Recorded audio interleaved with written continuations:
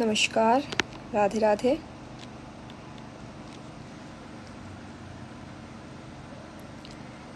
सबसे पहले मैं कहूँगी आप सभी मुझे कमेंट सेक्शन में बता दें कि आपको मेरी आवाज़ आ रही है कि नहीं आ रही है।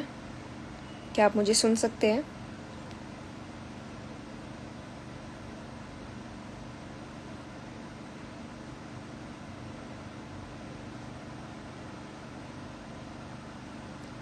प्लीज़ कमेंट सेक्शन से ज़रूर बताएं कि आप मुझे सुन सकते हैं कि नहीं। Okay, thank you.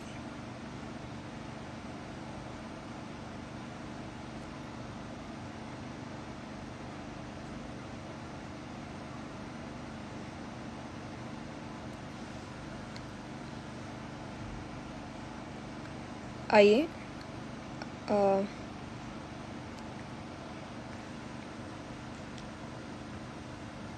जी, बस हम विदिन 5 मिनट्स स्टार्ट करेंगे।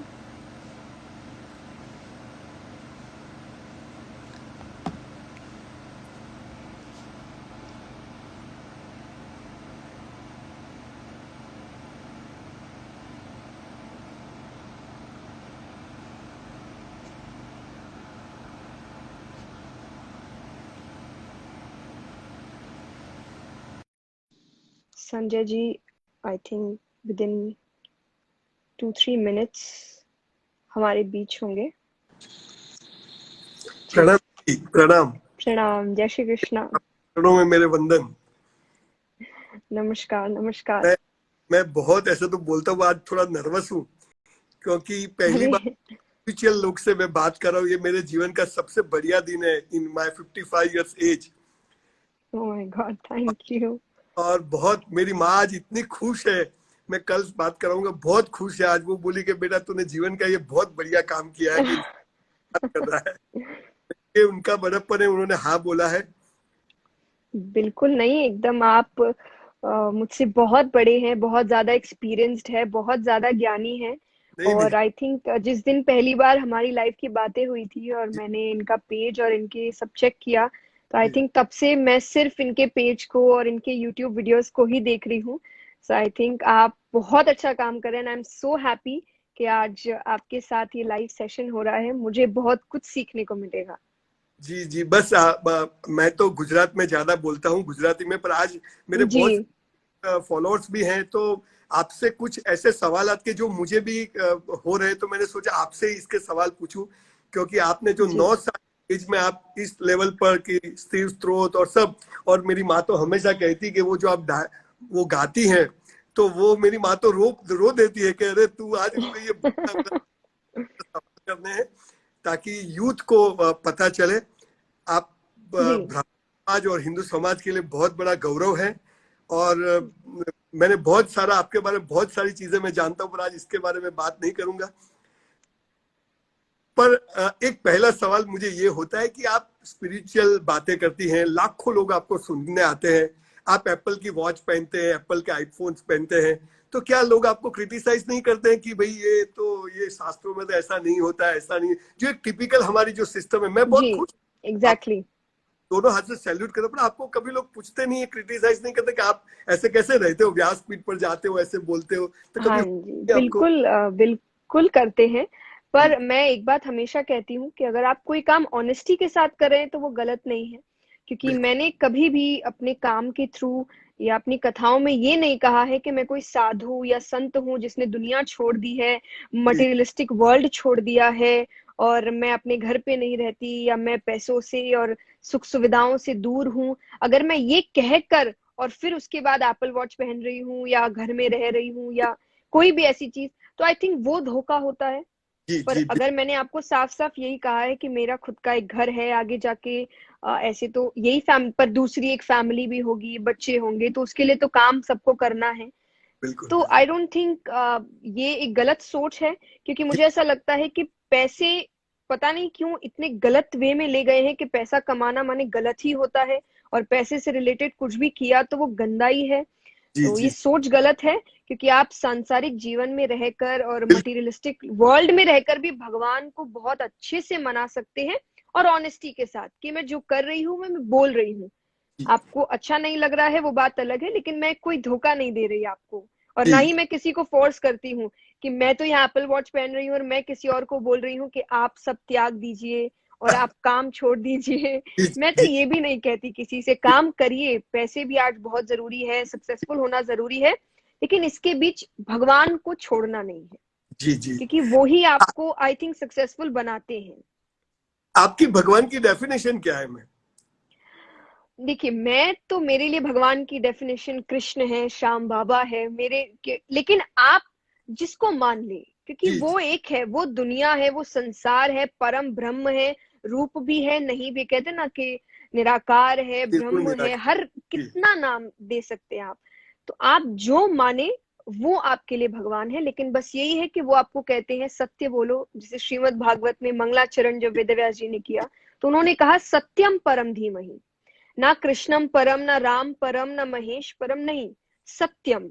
तो जो सत्य है वो भगवान है। अब वो आप जी उसको कुछ भी मानिए, कई लोग माँ बाप मानते हैं, बहुत जी। बढ़िया बात, कई कृष्ण मानते हैं, पर क्योंकि मैंने बचपन से कृष्ण को, और मैं खाटू श्याम जी बहुत जाती हूँ, मेरी एक बहुत आस्था है वहां पर, तो मेरे लिए वो भगवान है, वो सब देवी देवता मेरे भगवान है। बहुत बढ़िया। आज मेरा पहला सवाल आपको, कि ये दुनिया में बहुत सारे सिविलाइजेशन थे, सब खत्म हो गए। ग्रीक सिविलाइजेशन था, रोम सिविलाइजेशन था, बेबीलोन सिविलाइजेशन था, पर एक सनातन सिविलाइजेशन हिंदू संस्कृति है। 700 साल हमारे यहाँ ऑलमोस्ट बहुत सारे एरिया में मुस्लिमों ने शासन किया, 300 साल क्रिश्चियनों ने किया, तो 1000 साल बाद भी इस हिंदुस्तान में 85% सनातनी रहते हैं। तो ऐसी कौन सी बात है, चाहे 300 धर्म 3000 संप्रदाय तो है, पर ऐसी कौन सी बात है कि जिसकी वजह से इस सिविलाइजेशन को, इस संस्कृति को आंच नहीं आई और ना आगे कभी आएगी? ऐसी कौन सी चीज आप देखती हो? पहली चीज तो शब्द सनातन धर्म कभी ना खत्म होने वाला धर्म, जी क्योंकि ये युगों युगों से, हम सिर्फ कलयुग की बात नहीं कि ये युगों युगों से चलता आ रहा है। और दूसरी जी चीज है कि ये सिर्फ पूजा पाठ या रीति रिवाजों का अर्थ नहीं है, ये भी मिले हैं, लेकिन सनातन धर्म आपको जीने का तरीका सिखाता है, जो हर जी युग में आपके काम आएगा। आप किसी भी जिंदगी में, आप द्वापर हो, सतयुग हो, त्रेता हो, कलयुग हो, जो भी हो, सनातन धर्म के जो रूल्स है जीवन जीने के लिए, वे ऑफ लिविंग है, वो हर युग में काम कर रहे हैं। कर्म करना है, फल की चिंता नहीं करनी है, कोई भी युग में आइए वही चीज है। आज सबकी चिंता यही है कि हम काम करते हैं लेकिन टेंशन है, फेल ना हो जाए, ये ना हो जाए, तो उसका सबसे, कर्म करो, फल की चिंता मत करो। तो बहुत। ये एक जीवन जीने का तरीका है। तो जीवन जी जीना तो कभी खत्म हो ही नहीं सकता, हो और ही अगर नहीं सकता। जीवन जीना खत्म नहीं हो सकता तो सनातन धर्म खत्म नहीं हो सकता। क्या बात है। तो मेरी नजर में इसीलिए। जी। और दूसरी चीज मैं आज देखता हूँ कि हमारी जो एजुकेशन सिस्टम है, क्योंकि बच्चों को रामायण पहले हुआ, महाभारत पहले हुआ, गीता कब हुई, अष्टवक्र गीता कब हुई, ये वेद क्या है, पुराण क्या है, उपनिषद क्या है, ये सारी चीजों के बारे में बहुत सारी चीजें पता नहीं है, और इसकी वजह से बहुत भटक जाते हैं। तो आज की जो एजुकेशन सिस्टम है, इसमें आप क्या ऐसे लो पोल्स देखते हैं कि जिसकी वजह से शायद आज टेंशन में, डिप्रेशन में लोग ज्यादा आ जाते हैं, कंपटीशन में जाते हैं? तो अगर आपको एजुकेशन मिनिस्टर बनाया जाए इंडिया का, तो आप ऐसी ये मेरे लिए बहुत ये क्वेश्चन, क्योंकि I am going to open जी। यूनिवर्सिटी गुजरात, हाँ और जी। मेरा एज है, क्योंकि मेरी माँ ने, मैं बहुत इसमें बिलीव करता हूँ, मैं यही कि मॉडर्न मर्सिडीज यूज करो पर पांव जमीन पे रखो। तो ये आपकी बात तो एकदम। बिल्कुल सही है, और समय के साथ परिवर्तन नहीं किया तो डायनासोर भी मर जाएंगे, हमें भी ये चीजें यूज करनी चाहिए, उसमें कोई प्रॉब्लम नहीं। जी। तो एजुकेशन सिस्टम में क्या मिसिंग देख रहे हो और क्या सुझाव करते हो कि ये सारी चीजें आ जाए तो और बढ़िया हो सकता है? ये आई थिंक, मैं स्वामी विवेकानंद जी का एक कोट है, मैंने पढ़ा था कि it's no use of polishing up the outside when there is no inside. क्या बात है, क्या बात है। तो आई थिंक एजुकेशन भी आज के समय पर हमको बाहरी रूप से बहुत ज्ञानी, बहुत समझदार, कमाने लायक, और समाज में बैठने उठने लायक बना रहा है, पर जी कहीं ना कहीं अंदरूनी शांति, अंदरूनी खुशी, अंदरूनी स्थिरता, ये सब खत्म होते जा रहे हैं, क्योंकि वो आपको नहीं सिखाया जा रहा। आपको ये बताया जा रहा है कि फर्स्ट आना है। आई थिंक कट ऑफ दिनों दिन बढ़ते ही जा रहे हैं, बढ़ते यस ही यस। जा रहे हैं। तो ये हर वक्त, तो आई थिंक ये कहीं ना कहीं बच्चों को स्कूल में शायद लोगों को ना समझ आए, पर जैसे जैसे मैं कई माँ बाप से मिलती हूँ, मैं एक ही बात कहती हूँ कि आप हर वक्त उनसे पूछते हैं कि क्या मार्क्स आए, फर्स्ट आए कि नहीं आए, कितना मार्क्स आया। पर कितने माँ बाप ऐसे हैं जो पूछते हैं कि आज कौन सा अच्छा काम किया, क्या आज बात, किसकी मदद की, क्या आज बात। किसके चेहरे पर मुस्कुराहट लेकर आई। तो जी, कहीं ना कहीं देखिए साइकोलॉजी है, उस बच्चे के मन में है कि फर्स्ट आना जरूरी है। जी, स्कूल तक तो वो पढ़ाई में मानता है, उसके बाद उसको लगता है कि साम दाम दंड भेद, बस कुछ भी तरीके से फर्स्ट आना है, फर्स्ट। आगे रहना है। तो ये आई थिंक एक गलत वे में एजुकेशन सिस्टम जा रहा है कि सिर्फ कमाने लायक नहीं बनाना है, पर एक अच्छा इंसान बनाना है। यस। जरूरी नहीं, अगर 95% नहीं भी आ रहा है आपका, कम भी आ रहा है, लेकिन आप व्यक्ति अच्छे, क्योंकि हम बहुतों को देखते हैं जो कॉलेज ड्रॉप आउट्स है, स्कूल ड्रॉप आउट्स है, और आज इतना बड़ा बड़ा बिजनेस कर रहे हैं या आर्टिस्टिक फील्ड में कुछ बहुत बड़ा कर रहे हैं। जी, तो जरूरी नहीं है कि आप लिटरेचर एजुकेशन के थ्रू ही जिंदगी में जीवन जी सकते हैं या बड़ा नाम कर सकते हैं, पर एक अच्छा इंसान बनना बहुत जरूरी है, और ये स्कूल में अभी आई डोंट थिंक सो सिखाया जा रहा है। यस। मैं यही कहता हूँ कि हम पेड़ पौधों पर बाहर से फूल और फ्रूट्स और फ्लावर लगाते हैं, उसके सोर्स में कोई पानी नहीं डालता है, तो बच्चे खाली रह जी। जाते जी। हैं। मेरा अगला क्वेश्चन है कि आज के टाइम के अंदर स्कूल में बच्चे कंपटीशन में जब बाहर निकले तो फिर जॉब या बिजनेस में कंपटीशन है, फिर दूसरों से बढ़िया दिखाने, तो ये जो हमारी जो मेंटल जो पीस है वो स्टेबिलिटी नहीं रहती है। तो आप क्या सजेस्ट करें, हमेशा मेंटली पीस बनाए रखे, इसके लिए इंसान को जैसे साइकिल आए नहीं तो गिर जाएगा, आ जाएगा तो फिर दो हाथ छोड़ के चला सकता है, तो ऐसी कुछ टिप दे दीजिए कि जिससे आदमी एक मेंटल पीस बनाए रखे, ऐसी क्या चीज वो कांस्टेंट याद रखे कि हाँ भाई कैसी भी सिचुएशन है मैं ये याद रखूंगा तो मैं खुश रहूंगा, इस पर थोड़ा फोकस करिए। आई थिंक कंपैरिजन, कंपैरिजन नहीं करना किसी भी फील्ड में। हम यहाँ आप तो सिर्फ बिजनेस की बात करें, मैंने कईयों को भक्ति जर्नीज में भी कंपैरिजन करते देखा है बिल्कुल, वहां भी कि हम तो कोई अगर 5 साल से कर रहा है और फिर भी वो उस आई थिंक पोजीशन तक पहुंच नहीं पाया है जो वो चाहता है, कोई 2 साल में ही पहुंच गया, तो उसको लग रहा है वो कैसी भक्ति कर रहा है, या वो क्या जाप कर रहा है, या वो। तो मतलब वहां भी कंपैरिजन है, जहां आप एक्चुअली इस दुनियादारी से दूर हटने की कोशिश दूर। कर रहे हैं। जी, हाँ, तो आई थिंक कंपैरिजन बंद होना चाहिए, क्योंकि ओबामा जिस एज में प्रेसिडेंट बने और ट्रम्प जिस एज में प्रेसिडेंट बने, उसमें बहुत अंतर बहुत है, लेकिन बहुत बहुत। प्रेसिडेंट दोनों ही बने हैं, तो समय सबका आता है, जी, सबके सक्सेसफुल होने का एक समय है। तो उस समय का इंतजार करिए, अपना काम अपना 100% देते हुए करिए, कंपैरिजन मत करिए किसी से भी, किसी की लाइफ से, बिजनेस से, जॉब से, किसी भी चीज से कंपैरिजन मत करिए। बहुत बढ़िया। मुझे, मैं आपको पिछले 4-5 साल से फॉलो करता हूँ, पहले तो पता नहीं था, पर 5 साल पहले एक रैंडमली मैंने देखा कि ये क्या बोल रहे हैं, फिर तो बहुत आपके बहुत सारे लेक्चर्स देखता हूँ। आप 9 साल की एज में इतना अपने आपको ज्ञान, मतलब आपने इसको याद कर लिया या आपको नेचुरल बाय बॉर्न हुआ कि क्या, तो ये क्या ऐसी कोई घटना हुई या आपने कोशिश करी या आपके पेरेंट्स या आप पुण्य मानते हो या बाय बस आपने हो गया क्या ये इस एज के अंदर जब स्कूल के लेसन्स याद नहीं रहते तो आपने इतने सारी चीजें याद कर ली और आप बिल्कुल बेबाक, मैं देखता हूँ ना कभी कोई स्क्रिप्ट होती है ना कोई पोथी होती है ना, आप बिल्कुल 2-2 3-3 4-4 घंटे बोलते हैं, ये कोई ऑर्डिनरी चीज नहीं, उसके बारे में आप क्या कहते हो? ये आई थिंक सब कुछ है जो जो आपने कहा। तो जी, ये सब कुछ मिला के, जैसे हिंदुस्तान में खाना बनता है ना, हर चीज छोटी छोटी छोटी छोटी, जी, नमक जी, मिर्ची सब कुछ डलता है, तो मेरी जिंदगी भी शायद यही है। थोड़ी जी, भगवान की कृपा, थोड़ी माँ बाप दादाजी के संस्कार, थोड़ी मेरी कोशिश, थोड़ी मेरी गुरुओं की कोशिश, और थोड़ा जो मुझे देख रहे हैं उनका वापसी मुझे अपनाना, ये अप्रिशिएट सब करना। चीज अप्रिशिएट करना। पर हाँ, मैं ये कहूंगी कि मैंने कभी सोचा नहीं था, और मैंने शुरुआत तब की थी जब मैं 6 साल की थी। ओ, इस मैंने भजन गाना जब शुरू किया था, और मुझे, क्योंकि मेरे घर में हमेशा से भजन कीर्तन बहुत होते थे, हमें अच्छी अच्छी बातें, मेरी बेड टाइम स्टोरीज कभी सिंड्रेला और ये सब स्टोरीज नहीं रही है, हमेशा कृष्ण राम और इनकी कहानियां रही है। तो वो जी, चीजें आपको याद रहती है, और उस समय से मेरे अंदर एक जिज्ञासा पैदा होने लगी थी कि मुझे और जानना है। वो और जानना धीरे धीरे मुझे इस क्षेत्र की ओर इतना ले गया कि आई थिंक मैं 14-15 साल की थी, और तब तक मैंने बहुत कुछ कर लिया था इस क्षेत्र बहुत में, और बहुत। मुझे पता भी नहीं चला कि अपने दिल की सुनते सुनते मैंने कब इसको अपना करियर बना लिया और मैंने काम शुरू कर दिया। जब जिस एज में लोग सोचते हैं कि अब करियर के बारे में सोचते हैं, तब मेरे तो सामने एक अच्छा खासा करियर खड़ा था। तो आप ये मानते हो तो एम हाई, ये करो वो बोलो, अरे मुझे तो मंगल पे जाना है पर यहाँ किराए का घर नहीं मिलता है, तो आप ये मानते हो कि अपने हो जाता है, आदमी को कोशिश करते रहना चाहिए, कब क्या हो जाएगा वो किसी को पता नहीं, ऐसा आप मानते हो?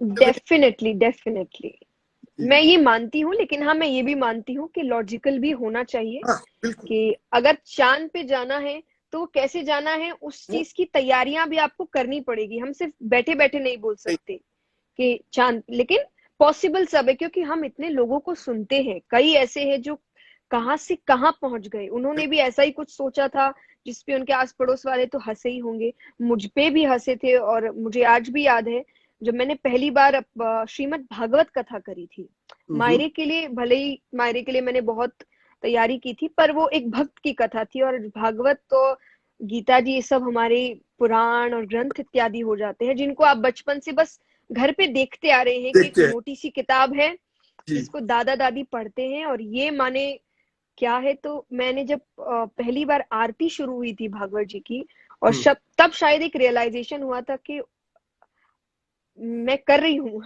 या और तब मेरे जो आंसू गिरने शुरू हुए थे कि मुझे विश्वास नहीं हो रहा था कि जी, कैसे हो गया ये चीज। मैंने कभी सोचा नहीं था, अगर मैं कुछ साल पहले जाऊं तो मेरे लिए वो सिर्फ एक किताब थी जो लाइब्रेरी में पड़ी थी और जिसको देख के मुझे ऐसा लगता था कि ये कौन पढ़ सकता है, इतनी मोटी किताब कैसे होगा। तो सोच तो हमेशा आपको ऊंची रखनी चाहिए, लेकिन जितनी ऊंची सोच उतनी कड़ी मेहनत होती है। मेहनत करो। मेहनत, कड़ी मेहनत होती है उसके पीछे। अगली बात है कि मैंने मतलब 3,000 लोगों की जान बचाई है, सुसाइड करते बचाया, उसमें मोस्टली क्वेश्चन रिलेशनशिप पर होते हैं। लड़के लड़कियां जी मिलते हैं, प्यार करते हैं, फिर वो शादी नहीं होती या होती है तो फिर उसमें कुछ मजा। तो रिलेशनशिप आपका एक बहुत बढ़िया अभी आया था, आप ये बताया कि ये करिए ये करिए, तो जी टाइट हो गई है। तो मैं भी इसका यूज 2-3 दिन से करने लगा हूँ, जो पूछता है उसको भेजता हूँ। पर जी ऑनेस्ट, क्योंकि आप तो शादीशुदा भी नहीं है, पर जी एक टीचर होता है ना, वो डॉक्टर तैयार करता है, वो डॉक्टर नहीं होता वो तैयार। तो मैं आपको उस रूप में देखता हूँ। आप क्या जी मानते हैं रिलेशनशिप को बिफोर मैरिज से मैरिज के क्योंकि हमारे में तो 7 जन्म का होता है, ये डिवोर्स तलाक ये वर्ड्स हमारे सनातनियों के नहीं है, एक बार जो है जी तो उसको पूरा करो। तो आप रिलेशनशिप में क्या चीजें आज के यूथ को कहते हैं, लड़के और लड़की, कि क्या चीज की पहले दिन से ध्यान रखना चाहिए और आफ्टर मैरिज भी ध्यान, ताकि रिलेशनशिप टूटे नहीं, ये उस पर थोड़ा फोकस करिए। ये मैंने कुछ आई थिंक एक यूट्यूब पे मेरा वीडियो भी है कि सबसे पहली चीज तो होती है समय लेना।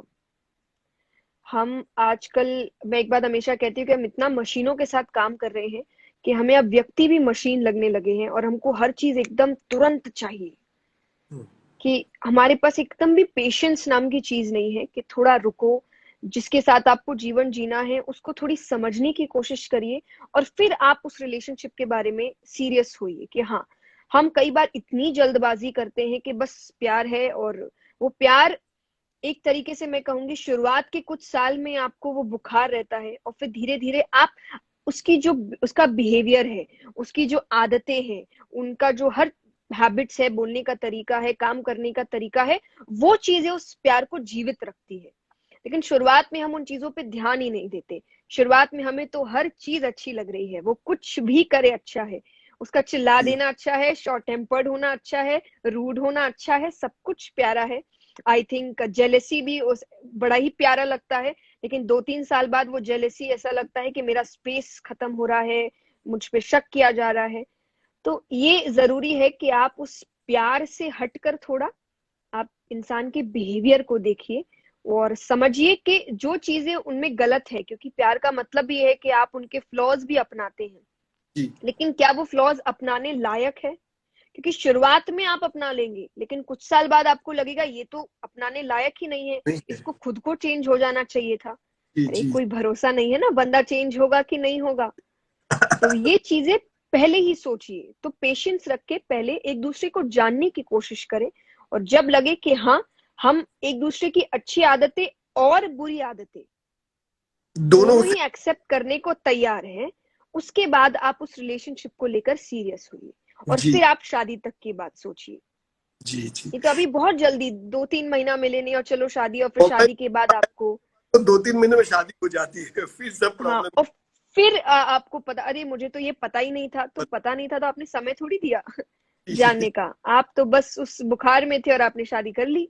तो जस्ट वेट, आप इंसान के बिहेवियर को समझिए, क्योंकि अंत में आपका स्वभाव आपको प्यार करवाता है। बिल्कुल वो टचवुड। बाहरी सुंदरता चीजें खत्म हो जाती है, जो व्यक्ति का स्वभाव है वो उस प्यार को जिंदा रखता है।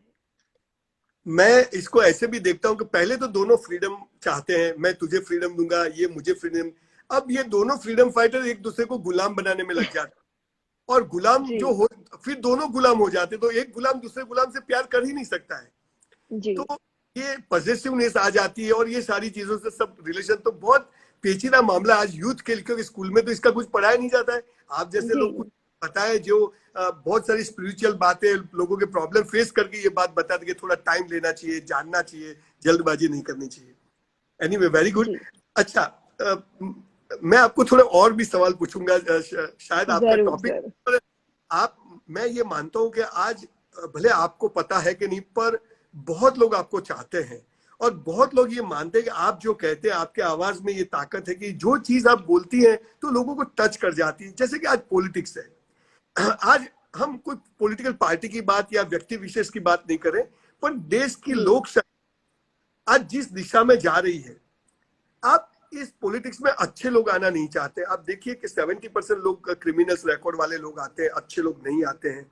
लोग चिल्लाते, हर एक आदमी बोलोगे मैं भी, पर कोई आता नहीं है। तो आज के पॉलिटिक्स को आप किस एंगल से देख रहे हैं? हम किस दिशा में जा रहे हैं? सही जा रहे हैं, सब कुछ सही हो रहा है, या लोगों को क्या ध्यान रखना चाहिए इलेक्शन में कम से कम? ये आपसे मैं ऑनेस्ट आंसर चाहता हूँ। अ,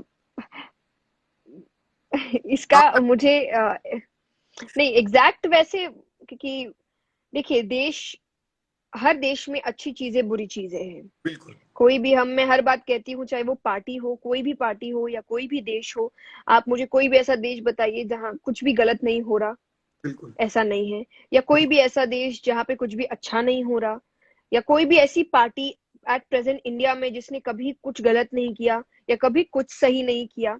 तो ये सब कुछ किया है, तो मैं इन चीजों में ज्यादा नहीं जाती कि कौन सी पार्टी क्या कर रही है। पर हाँ, मैं अच्छे लोगों के बारे में मैं हमेशा एक बात कहती हूँ कि जो बदलाव चाहते हैं वो बदलाव लाने की कोशिश करते हैं, बिल्कुल किसी भी रूप में। जरूरी नहीं कि आप पॉलिटिक्स में ही जाके, कई लोग हैं जो बाहरी रूप से भी, अब आप है या हम है या कोई भी है, जिनके हो सकते अलग काम है, लेकिन फिर भी वो बातों के थ्रू, सेशंस के थ्रू, स्पीचेस के थ्रू बदलाव ला रहे हैं। तो अगर आप सच में बदलाव चाहते हैं या आप किसी को गलत बोल रहे हैं, तो आपका बेसिस ये होना चाहिए कि आप भी कुछ कर रहे हैं। जी। क्योंकि मैंने से कई लोगों को, वही वाली बात है कि सोफे पे बैठकर हाथ में पॉपकॉर्न लेके न्यूज देखते देखते बोलना कि राजनीति बड़ी गंदी हो गई है। तो आप आइए ना साफ करने। बिल्कुल बिल्कुल और अगर आप साफ नहीं कर रहे, क्योंकि देखा जाए तो हम सब मिले हुए हैं, बिल्कुल, हम भी आज जवाब हम, है। हाँ, हम भी जवाब, देश तो हमारा भी है। ऐसा नहीं है कि हमने किसी को भी इलेक्ट करने के बाद हम अब घर पे बैठ जाए, देश तो सबका है। आज अगर सफाई की बात हो रही है तो सफाई माने ये नहीं कि सिर्फ मिनिस्टर्स को ही करना है, सफाई माने आपको कचरा फेंकना बंद करना पड़ेगा। बिल्कुल बिल्कुल तो मैं ये मानती हूँ कि चाहे वो पॉलिटिक्स हो या कैसे भी हो, अगर कोई भी अपनी जगह रहकर अपना काम अच्छे से करेगा तो देश अपने आप आगे बढ़ेगा। और अगर एक भी काम अच्छा नहीं करेगा, तो कहते हैं ना, एक गलती फिर वो सबको गलत बना देती है, एक गलत बिल्कुल मछली पूरे तालाब को गंदा कर देती है। गंदा कर देती है। तो वो हर जगह है। तो जी, अभी समय क्योंकि बहुत खराब चल रहा है, तो अभी कुछ भी बोलना ऐसा लगेगा कि, क्योंकि ऐसा समय किसी ने नहीं देखा। हाँ, नहीं नहीं, तो ये मैं समय में, कोविड की बात ही नहीं कर रहा हूँ, जस्ट कि नहीं नहीं, मतलब देश के लिए भी, कि अभी सारी चीजें बिगड़ गई है, बिगड़ गई चाहे वो हुई। इकोनॉमी को हो ये, लेकिन ऐसा समय किसी ने देखा नहीं था। जी तो इस समय आई थिंक ये समय हमें सबसे बड़ी सीख दे रहा है कि देश को आगे ले जाने के लिए सबकी जरूरत होती है, जी जी जी जी। सिर्फ एक की नहीं। हर कोई अगर साथ में आएगा तो देश भी सुधर जाएगा, राजनीति भी सुधर जाएगी, और अपने आप हम भी सुधर जाएंगे। जी तो जी। आई थिंक सब एक साथ आइए और हम जो भी खराब चीजें हैं उन सबको साफ कर सकते हैं। आज दुनिया को हम लोग वसुदेव कुटुंबकम की बात करते थे, पर आज परिवार टूट रहे हैं। जी। तो शादी करते अलग हो जाते हैं, ऐसा मैंने बहुत सारी जगह देखा है। तो जॉइंट फैमिली में रहना जो एक ताकत होती है, तो आज लोगों के पेशेंस कम हो गए, लोग एडजस्ट नहीं हो पा रहे, लोग टॉलरेंस लेवल कम हो गया। तो आज परिवार को एकजुट रखने के लिए आप क्या सुझाव देती हो, क्या करे हर एक इंसान? जैसे पॉलिटिक्स में सब करे तो हो जाएगा, ये तो बरोबर है जवाब, पर परिवार के अंदर दो भाई हो, उनके बेटे हो, वाइफ हो, तो ये अगर साथ में रहते तो बहुत स्ट्रांगली वो इकोनॉमिकली ऊपर आ सकते, पर आज होता नहीं है। तो परिवार को साथ में रखने के लिए आप लोगों को क्या सुझाव देते हो जब आप लोगों से बात करते हो? तो आई थिंक मैं उन्हें एक ही बात कहती हूँ, क्योंकि समय बहुत बदल गया है। जी। जिस तरीके का कंपटीशन आज है वो पहले नहीं था। हम्म। एक घर का काम था, वो करते थे, शाम को वापस आते थे। पर आज इतना कंपटीशन है कि लोग ऐसा काम करे कि महीनों महीनों घर से बाहर रहते हैं, या हम्म। काम की वजह से अपना घर छोड़ के उनको दूसरे शहर शिफ्ट होना पड़ता है क्योंकि उनका काम वही है। तो आई थिंक ऐसे समय में फैमिलीज अगर साथ रहना चाहती है तो उनको ये समझना होगा कि दोनों को अपना अपने समय को रिस्पेक्ट करना होगा। जैसे माँ बाप का अपना समय था, उनको आज के समय में बहुत सी गलतियां नजर आती है, जस्टिफाइड है, सही बात है, क्योंकि उनका समय अलग था, उनके समय में चीजें अलग तरीके। लेकिन एग्जैक्टली यूथ के लिए भी वही है, उनका समय अलग है और उनको पहले की चीजें बड़ी अजीब लगती है। तो ये दोनों को वो चीजें समझनी होगी। कोई एक भी अगर नहीं समझेगा तो परिवार टूटेगा। क्योंकि दोनों आज मैंने आई थिंक लास्ट एक वीडियो डाला था कुछ समय पहले कि परिवार मतलब क्या होता है, कि बाहर से जो जंग लड़ रहे हैं वहां से आकर आपको शांति मिले। लेकिन बिल्कुल। बाहर से लड़ के आके भी घर में अगर लड़ाई हो रही है थक तो जाएगा। उसको वो परिवार लगता ही नहीं है। उसको लगता है कि मैं कहाँ कहाँ लड़ूं। और हम सब जानते हैं कि जैसा मैंने कहा, कंपटीशन इतना बढ़ रहा है कि बाहर आपको बहुत लड़ना है, लोग आपको नीचे गिराने पर तुले हुए हैं हर रूप में। आपने जैसे क्रिटिसिज्म का भी कहा कि आप कुछ भी करिए, कहते हैं ना कि आप एक पोस्ट भी डालिए, उस पर अगर 100 कमेंट आए हैं तो तो 20 भले ही, हाँ नहीं, 99 भी, 99 भी अगर अच्छे हैं, आपने बहुत अच्छा, लेकिन एक आदमी ऐसा जरूर होगा जो गलत लिखेगा। गलत लिखेगा। तो मतलब 100 की 100 आपकी तारीफ नहीं करेंगे। तो दुनिया ऐसी हो गई है। तो उस समय अभी परिवार को और ज्यादा, ये एक परीक्षा है, क्योंकि एक जनरेशन से दूसरी जनरेशन जा रही है जिसमें एक ड्रास्टिक चेंज आया है। मतलब जी। टेक्नोलॉजी और डिजिटल इंडिया और ये सब मीडिया इतना बढ़ गया है कि पेरेंट्स को ये चीजें एकदम अटपटी लगती है कि दुनिया ही अलग है, और बच्चों के लिए यही उनकी दुनिया है। बिल्कुल।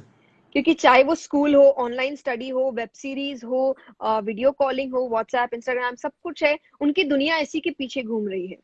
तो जी। दोनों को एक दूसरे के समय को समझना होगा कि गलती हम्म। दोनों की नहीं है। उनका भी अपना समय था जिसमें वो बहुत खुश है, इनका भी अपना समय है जिसमें वो खुश है। तो जब तक दोनों एक दूसरे के समय को समझकर इज्जत नहीं करेंगे तब तक परिवार जुड़ेगा नहीं। Very good. मैं आपको मोटिवेशनल या स्पिरिचुअल बात करने वालों से ज्यादा इंस्पिरेशनल पर्सनल के रूप में देखता हूँ, क्योंकि आपकी बात इंस्पायर करती है आदमी को। मोटिवेशनल एक अलग चीज होती है, स्पिरिचुअल पर जी। स्पिरिचुअल बात भी इंस्पायर करती है। आज सबसे बड़ा जो problem, I am from very poor family, there was no toilet and no fan in my house, पर आज ईश्वर की कृपा से बहुत अच्छा सब कुछ है। बिजनेस में जी। आज बहुत कुछ लगा देता है, विश्वासघात हो जाता है, ट्रस्ट टूट जाता है, सब कुछ अच्छा करने के बाद भी नहीं चलता है, तब आदमी थक जाता है, टूट जाता है, फिर हायर इंटरेस्ट पर पैसा लेता है, फिर और डूबता है, फिर पूरे परिवार को डुबोता है। तो ये कहना कि ऐसा नहीं करना चाहिए तो बहुत बड़ी बात है कि हाँ नहीं करना चाहिए, पर हो जाता है। और आदमी जब फंस जाता है, मैं भी बहुत फंसा था 93 94 में, बहुत मतलब 10 बार सुसाइड करूं तो भी वो लॉस पूरा नहीं हो जाए, इतना बड़ा लॉस किया था। आज तो ईश्वर कृपा से 2 टाइम मतलब अच्छी तरह जीता हूं। तो आप ऐसे तौर पे ऐसे क्या बात लोगों को याद रखनी चाहिए जब सब कुछ उल्टा हो जाए, सब कुछ बढ़िया किया हो फिर भी उल्टा हो जाए, तो इंसान को क्या याद रखना चाहिए कि इसमें से आदमी कम आउट कर जाए? वहां आदमी थक जाता है। सबसे ज्यादा एक रिलेशनशिप में आदमी सुसाइड करता है, उससे ज्यादा बिजनेस में सुसाइड करता है। तो जब सब कुछ बढ़िया करने के बाद भी अगर इंसान लॉस करता है, ये आपके सिलेबस के बाहर का क्वेश्चन है, पर मैं मानता हूं कि आपके सिलेबस में सब कुछ आ जाता है। अगर आप चाहें तो इसका बहुत अच्छा जवाब दे सकती है। आप क्या बोलते हो कि क्या करना चाहिए उस टाइम आदमी को जब सब कुछ लूट गया हो? मैं एक बात हमेशा मानती हूँ कि मुझे मुझे नहीं, क्योंकि मैं अपने एक्सपीरियंसेस से बात करती हूँ। तो मुझे ऐसा लगता है कि एक सत्संगी, अगर आप उसे बचपन, एक सत्संगी जल्दी से हार नहीं मानता। क्या बात है, क्या बात है। मैं डिप्रेशन के लिए भी कहती हूँ, डिप्रेशन का अगर आप एक साइंटिफिक तौर से बात सुने, आप गूगल भी करते हैं, देखते हैं कि डिप्रेशन में साउंड एक जी बहुत इंपॉर्टेंट रोल प्ले करता है। जी तो एक सत्संगी किस जीवन में हर वक्त साउंड हमेशा आता है, चाहे वो भजन गाना हो, मंत्र पढ़ना हो, कथाएं सुनना हो। और जब भी आप भजन कीर्तन में जाइए, लोग चिल्ला चिल्ला के गा रहे होते हैं, या रो रहे होते हैं, या खुश हो रहे होते हैं। जैसे एक छोटा बच्चा कभी डिप्रेस्ड नहीं होता। क्यों? जी क्योंकि वो चिल्लाता भी है, वो चिल्ला के रोता भी है। जैसे जैसे बड़े होते हैं, हमारा रोना शांति में होता है, चुपचाप होता है, किसी को पता ना चले। तो वो आपको अंदर ही अंदर खाता रहता है, जो जी आपके एक व्यक्तित्व को, विश्वास को खत्म करता है। आप जी। बच्चे को कभी, एक छोटा बच्चा कभी डिप्रेशन में नहीं होता, क्या वो हाँ गिरता नहीं? उसके लिए उसका जीवन भी टफ है। बेचारा हाँ, कितनी कोशिश कर रहा है, बार बार गिर रहा है, चल नहीं पा रहा, उसके घुटने छिल रहे हैं, कभी नाक पे चोट लग रही है, उसको कितनी तकलीफ है। पर वो जी। डिप्रेस्ड नहीं होता। वो तो ये नहीं सोचता शायद चलना मेरे लिए बना नहीं है, ओह, मैं रेंग कर ही देखता हूँ। उसको तो चलना है, कैसे भी, कितना भी गिरो। क्योंकि वो चिल्लाकर रोता है, वो चिल्लाकर बोलता है, वो अपने फीलिंग्स को एक्सप्रेस करता है, छुपाता नहीं है। तो जी वो बड़े होने के बाद हम जानते हैं कि एक लिमिट होता है, वरना यही बोलेंगे आप बच्चे हो क्या। लेकिन वो साउंड एक सत्संगी के जीवन में कभी खत्म नहीं होता, क्योंकि वो भगवान के सामने रोता भी है, चिल्लाता भी है, हंसता भी है।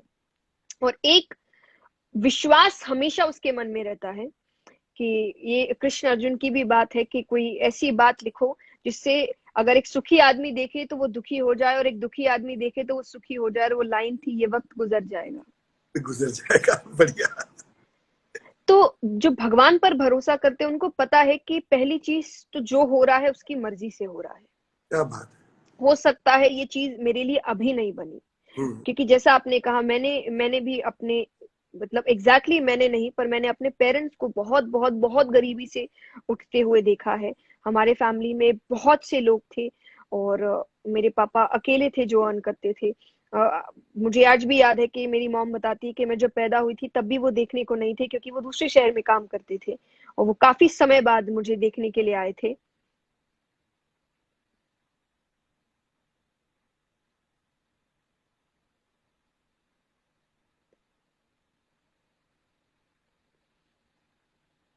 आई थिंक एक नेटवर्क इशू है, जस्ट गिव मी 2 सेकेंड्स।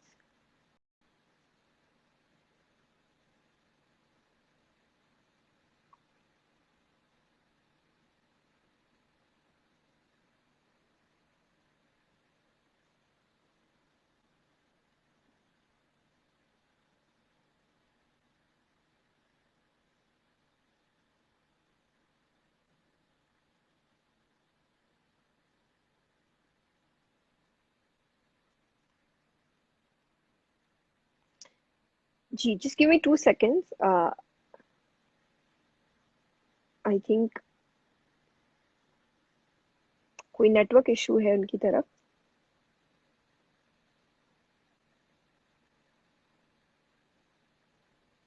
तब तक आप सभी को जय श्री कृष्णा, नमस्ते, थैंक यू सो मच।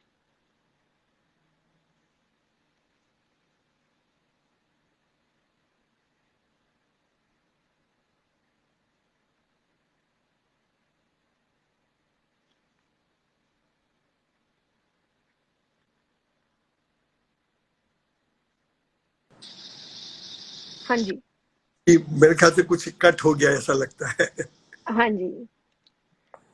बस तो हम वही बात कर रहे थे कि जो सत्संगी होता है अगर आदमी तो हाँ ये, जी। और तो फिर आप वो बहुत जल्दी परिवार। डिप्रेशन से, जी, डिप्रेशन से और इन चीजों से बहुत जल्दी, जो जैसा मैंने कहा कि मेरे परिवार में सत्संग बहुत समय से था। शुरुआत से हम हर हफ्ते हनुमान चालीसा करना, और हर दिन हनुमान चालीसा करना, और हफ्ते में एक दिन कीर्तन करना, इन चीजों का ध्यान रखते थे। और कीर्तन यानी पूरा परिवार साथ ही बैठेगा जब ये कीर्तन हो रहा है, ऐसा नहीं किसी को काम है तो वो चला गया। तो उस वजह से आई थिंक वो जो मुश्किल का समय था, वो होते वक्त भी परिवार में एक तनाव नहीं था। क्योंकि सबको भगवान पे भरोसा था कि ये वक्त गुजर जाएगा। जिसको शिकायतें थी वो भगवान से करता था, जिसको रोना था वो भगवान के सामने रोता था। तो उसके मन के जो भाव है वो बाहर भी निकलते थे, वो अंदर रुकते भी नहीं थे। और जब भाव बाहर निकल गए तो वो काम करने के लिए फिर तैयार है। तैयार हो अब जाएगा। वो अंदर से कमजोर नहीं है तो वो फिर मेहनत करने के लिए तैयार है। तो एक सत्संग आपके जीवन में, अब चाहे वो आप बहुत बड़े रूप में सत्संग करें या सुबह उठ के 5 से 10 मिनट का समय किसी प्रेयर में या मेडिटेशन में या कोई मंत्र सुनने में या मंत्र जाप करने में इसमें गुजारिए, तो आई थिंक बहुत बहुत बहुत हेल्प मिल सकती है। बहुत बढ़िया, बहुत बढ़िया। मेरे माँ बाप भी हमें यही कहते थे कि अ, अगर आप घर के परिवार से बैठ के एक टाइम खाना साथ में खाते हो, कम्युनिकेशन करते, तो आपकी वो चीजें निकल जाएगी और आप कम आउट कर जाएंगे। जी वही चीज हुई कि जब बिजनेस में बहुत बड़ा लॉस किया पर परिवार साथ में थे, पेरेंट्स साथ में थे, सबसे बात करी, दोस्तों से करी, तो वो वक्त भी गुजर गया। और अच्छा जी मतलब होता तो आज क्या होता, कोई नहीं होता, पर वो सत्संग ही ऐसी चीज थी, स्पिरिचुअलिटी थी कि भाई भगवान है, वो जो करेगा अच्छा करे, कुंवर भाई का मोमेरा हो जाएगा, गुजराती में हम लोग कहते हैं। जी बहुत सारे लोग कह रहे कि दीदी गुजराती बोल सकते हैं कि नहीं बोल सकते, मैं पता नहीं भाई, केम छो। नहीं, मैं बस मैं यही जानती हूँ, केम छो मजमा। लेकिन डेफिनेटली मैं और कोशिश करूंगी जानने की, क्योंकि आई होप मैं आपसे मिल सकूं और फिर हम मिलने के बाद वापस से लाइव करें और तब शायद मुझे थोड़ी गुजराती भी आए। मैं कलकत्ता तो मैं जरूर जरूर। I am eager to. अच्छा, लास्ट मतलब लास्ट एक दो पर जाते हैं, आपका भी बहुत ज्यादा टाइम नहीं लूंगा। जी आज कॉमन गुस्सा बहुत आता है, कोई भी चीज, चाहे प्यून हो, चाहे चपरासी हो, चाहे बॉस हो, हस्बैंड हो, जिसको बोले मुझे गुस्सा बहुत आता है। ये गुस्सा आता कहाँ से है, क्यों आता है और उसको कैसे कंट्रोल किया जाए? आप इसका जवाब दीजिए। पहली चीज तो मैं ये नहीं मानती गुस्सा आता है, ये ओहो। लाया जाता है। क्योंकि ये जी। गुस्सा आपको अपने बॉस पे क्यों नहीं आता? वो जब डांट रहे हैं तब व्यक्ति चुपचाप खड़ा है, लेकिन वही वो गुस्सा घर आके पूरा उतारेगा। चाहे वो चिल्ला चिल्ली करने में हो, चिड़चिड़े में हो, बच्चे पे हाथ उठाने पे हो। तो यहाँ गुस्सा आ रहा है, वो वहां आपने बॉस को क्यों नहीं, उस पे क्यों नहीं हाथ उठाया? वहां तो व्यक्ति एकदम चुप रहेगा, सुनेगा, पर वो गुस्सा को उसको वो अंदर दबा के रख रहा है। वो घर तक पहुंचेगा या रास्ते में भी जो उससे कमजोर है वो उस पे उतारेगा। तो जी, गुस्सा लाया जाता है लाया जाता है। या तो उस पे जिससे आप प्यार करते हैं, क्योंकि आपको पता है कि ये तो अपना है, इसको तो मना लिया जाएगा, कोई बात नहीं। या जो आपसे कमजोर है कि ये मुझे जवाब दे ही नहीं सकता। तो एक तो ये चीज समझने की जरूरत है कि गुस्सा आता नहीं है, गुस्सा लाया जाता है, देख समझ कर लाते हैं हम। जी। हम बिल्कुल देगा अपने आप। मैंने कितने लोगों को देखा है जो कहते हैं मुझे बहुत गुस्सा आता है, बहुत गुस्सा आता है, लेकिन कभी कभार मैंने उनको, उनसे कोई बहुत पावरफुल से सामने खड़े रहता देखा है। वो व्यक्ति उनको झाड़ रहा है, उनकी बेइज्जती कर रहा है, पर वो एक शब्द नहीं कह रहा। क्यों? अभी क्यों नहीं आ रहा आपको गुस्सा? क्योंकि आपको पता है आप इसको जवाब दे ही नहीं सकते। तो ये चीज, पहली चीज तो समझना है। दूसरी, मैं जैसा मैंने कहा, मैं अपने एक्सपीरियंसेस से जवाब देती हूँ। मुझे पसंद नहीं कि लड़ाई झगड़े हो, चिल्ला चिल्ली हो, मुझे ये चीजें बिल्कुल अच्छी नहीं लगती और मुझे आदत नहीं है। तो मेरी एक जरूर हैबिट है जो बहुतों को अच्छी नहीं लगती, पर मुझे वो शांति देती है। मुझे जब भी ऐसा लगता है कि मुझे गुस्सा आ रहा है या मेरा किसी से झगड़ा, मैं चुप, मतलब 2-3 घंटे मैं किसी से कुछ बात नहीं करूंगी। हाँ, और 2-3 घंटे बाद मैं फिर आऊंगी आपसे बात करने, और मुझे कोई दिक्कत नहीं, हम अच्छे से बात करेंगे, पर आप 2-3 घंटे मुझे परेशान मत करिए, क्योंकि मुझे बहुत गुस्सा आ रहा है और मैं किसी से कोई बात नहीं करने वाली। बिल्कुल तो अब बिल्कुल। मेरे घर वालों को भी अच्छे से पता है ये कि चुप हो मेरे चुप होने का मतलब कि मैं नाराज हूँ और मैं गुस्से में हूँ। तो उनको पता चल जाता है। तो मैं यही मानती हूँ, जब गुस्सा है चुप हो जाइए, जब आपके पास कुछ अच्छा बोलने का ना हो तो मत बोलो। जी ये जी सबसे जी। अच्छी चीज है। मेरी और मेरे वाइफ का, हम 30 इयर्स हो गए मैरिज को। अभी 10 दिन पहले भी झगड़ा हुआ, 2 दिन तक सब एक ही रूल के, दोनों चुप हो जाने का, कुछ बोलने का नहीं। और 2 दिन बाद चलो चाय पी लो, खाना खा लो, फिर वही रूटीन। तो ये एकदम। सब मौन हो जाना, चुप हो जाना, जवाब नहीं जी देना, जी, पाकिस्तान हो जाता है। एकदम सबसे परफेक्ट लगता है मुझे ये। आपका बहुत टाइम लिया, पर मेरे बहुत सारे लोग बोलते कि थोड़ा, जो लोग रोज आते हैं, वो जो चीज आप गाते हो उसकी थोड़ी झलक दिखा दे, आपकी मेहरबानी होगी। जरूर जरूर, मैं वही भजन गाऊंगी आई थिंक जो मेरा भी बहुत फेवरेट है जी। और जो मुझे सुनते हैं उनको भी बहुत पसंद है। और क्योंकि अभी हम इन्हीं चीजों के बारे में बात कर रहे हैं कि जब फेलियर्स और रिजेक्शन होते हैं तो अपने आप को कैसे संभाले, तो आई थिंक भगवान का एक भरोसा आपको बहुत बहुत बहुत शक्ति देता है। और भरोसा यानी एक अपनापन, जी। कि हम जैसे भी हैं, हम हार रहे हैं, जीत रहे हैं, अच्छे हैं, बुरे हैं, पुण्य करने वाले हैं, पापी है, लेकिन है तो उसके ही। जैसे बच्चा बड़ी से बड़ी गलती करके भी माँ बाप के पास आएगा, क्योंकि उसको पता है कि ये बचा लेंगे, भले ही बचा। थप्पड़ मारेंगे, डांटेंगे, लेकिन बचाने वाले तो यही है और कोई आपको बचा नहीं सकता। तो भगवान भी वैसे ही है। तो एक भजन मैं हमेशा गाती हूँ, आई होप आप मुझे सुन सक रहे हैं। बिल्कुल बिल्कुल। जी। हम तुम्हारे थे प्रभु जी, हम तुम्हारे हैं, हम तुम्हारे ही रहेंगे, ओ मेरे प्रियतम। तुम हमारे थे प्रभु जी, तुम हमारे हो, तुम हमारे ही रहोगे, ओ मेरे प्रियतम।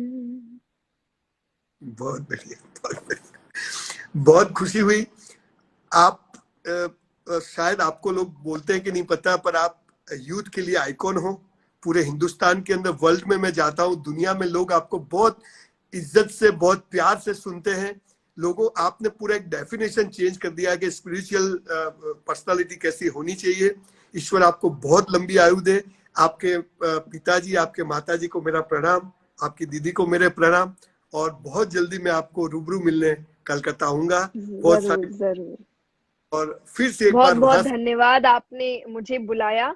और आपको, आपके पूरे परिवार को प्रणाम, और आपकी माता जी को मेरा धोख।